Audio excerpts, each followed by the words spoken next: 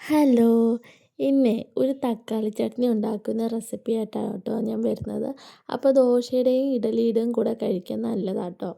അപ്പോൾ ആദ്യം നമ്മൾ ഈ പാൻ അടുപ്പത്ത് വെച്ച് അത് ചൂടായി വരുമ്പോഴത്തേക്ക് നമ്മൾ വെളിച്ചെണ്ണ ഒഴിക്കുക.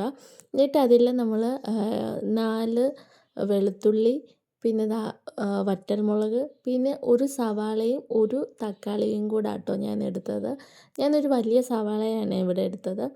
അപ്പോൾ ദേ ഇതുപോലെ അരിഞ്ഞിട്ട് നമ്മൾ പാനിനകത്ത് ഇട്ട് കൊടുക്കുക. അത് നന്നായിട്ടൊന്ന് ഇളക്കി കൊടുക്കണേ. അത് ഇച്ചിരി ഒന്ന് വാടി വരുമ്പോഴത്തേക്ക് നമ്മൾ അല്പം ഉപ്പിട്ട് കൊടുക്കുക. എന്നിട്ട് അത് നന്നായിട്ടൊന്ന് ഇളക്കി കൊടുക്കണേ. അതൊന്ന് വാടി വരുന്ന സമയമാകുമ്പോൾ നമ്മൾ കുറച്ച് കറിവേപ്പില ഇട്ട് കൊടുക്കുക കേട്ടോ. എന്നിട്ട് അത് നന്നായിട്ടൊന്ന് ഇളക്കി കൊടുക്കണേ. ഇനി അത് നല്ല രീതിയിൽ വാടി വരുമ്പോഴത്തേക്ക് ഇനി നമ്മൾ പൊടികളൊക്കെയാണ് ചേർക്കേണ്ടത്. നമ്മളിവിടെ ചേർക്കുന്ന പൊടിയെന്ന് വെച്ചാൽ മഞ്ഞൾപ്പൊടിയുണ്ട്, മുളക് പൊടി, മല്ലിപ്പൊടി, പിന്നെ ഞാനിവിടെ ഗരം മസാലയും ആഡ് ചെയ്യുന്നുണ്ട് കേട്ടോ. അപ്പോൾ അതിൻ്റെ വീഡിയോ എടുത്തിട്ടില്ല. അപ്പോൾ നമ്മളിത് ഇവിടെ ആദ്യം മഞ്ഞൾപ്പൊടി ഇട്ട് കൊടുക്കുന്നു. അത് കഴിഞ്ഞിട്ട് നന്നായിട്ടൊന്ന് ഇളക്കി കൊടുക്കുക. അതിന് ശേഷം നമ്മളിതാ കുറച്ച് മല്ലിപ്പൊടി ഇട്ട് കൊടുക്കുക. എന്നിട്ട് അത് നന്നായിട്ടൊന്ന് ഇളക്കി കൊടുക്കണേ. പിന്നെ ദേ മുളക് പൊടി നമ്മളുടെ എരിവിനനുസരിച്ച് നമ്മൾ ഇട്ട് കൊടുക്കുക.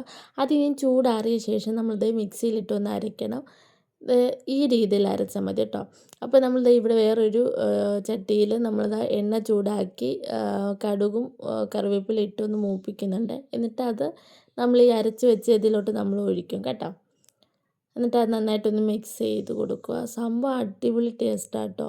അപ്പോൾ ആരെങ്കിലും ട്രൈ ചെയ്യാനുണ്ടെങ്കിൽ എല്ലാവരും ഒന്ന് ചെയ്ത് നോക്കുക കേട്ടോ. അതുപോലെ അടിപൊളി രുചിയാണ് കേട്ടോ. അപ്പോൾ നമ്മുടെ വീഡിയോ ഇഷ്ടമായെങ്കിൽ എല്ലാവരും ഒന്ന് സപ്പോർട്ട് ചെയ്യണേ. വീഡിയോ ആദ്യമായിട്ടാണ് കാണണമെങ്കിൽ എല്ലാവരും ഒന്ന് സബ് ആക്കണേ. അപ്പോൾ ഇന്നത്തേക്ക് ഇത്രയേ ഉള്ളൂ. നമുക്കിനി നെക്സ്റ്റ് വീഡിയോയിൽ കാണാം. Okay, by.